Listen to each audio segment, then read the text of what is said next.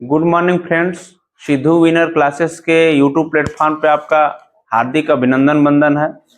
देखिए, कल हम आपको एक पहेली सुलझाने के लिए दिए थे और बोले थे कि कमेंट बॉक्स में आप लोग इसका जवाब दीजिएगा। तो कल का जो पहेली हमारा था, तन काला पर कौवा नहीं, काला पर कौवा नहीं, सिर बड़ा है हाथी नहीं, कमर पतली पर चीता नहीं, पेड़ पर चढ़ती पर बंदरिया नहीं।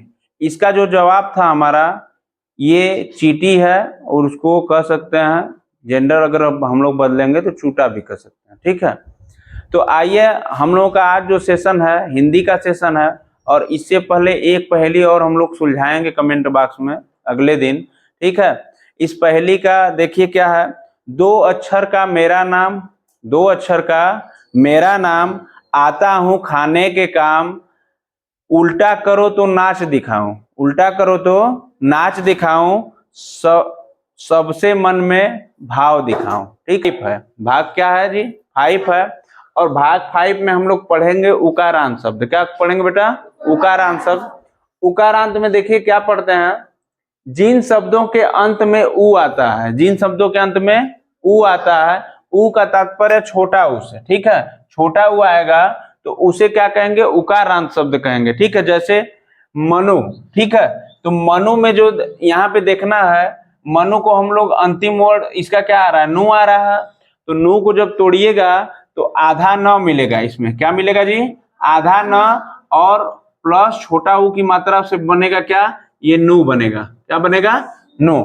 बात समझ में आई उकारांत शब्द?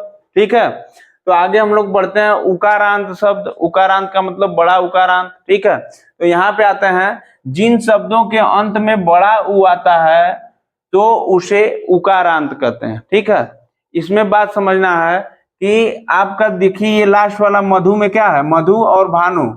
तो मधु में जो लास्ट का धु है, ये बड़ा उ की मात्रा है, तो इसको जब तोड़िएगा आप लोग तो इसमें क्या होगा? आधा ध, क्या निकलेगा? आधा ध प्लस क्या होगा?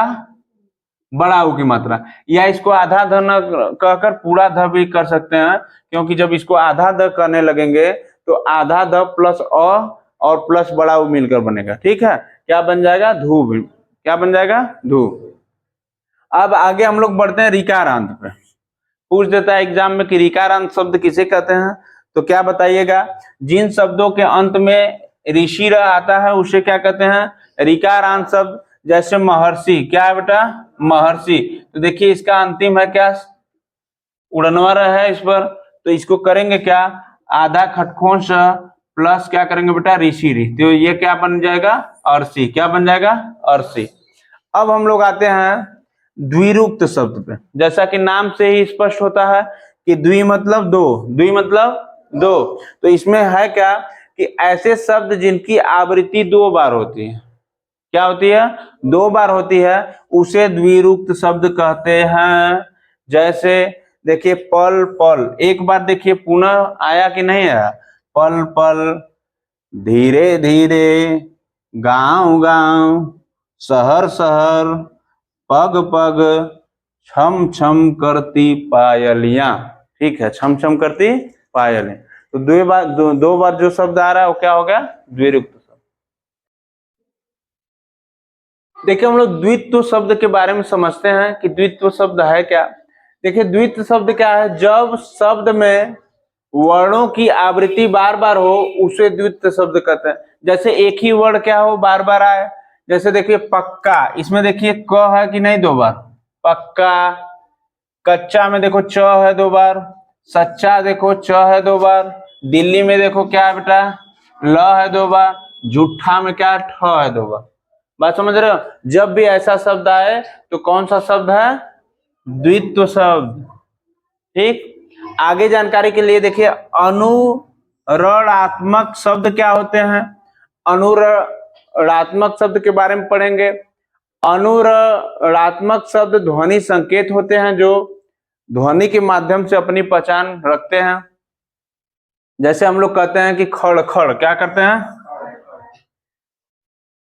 बाइक है, कह देते हैं भोजपुरिया में कहते हैं कि देखिए पीछवा से खड़खड़ की आवाज आ रही, कहते हैं कि नहीं कहते हैं?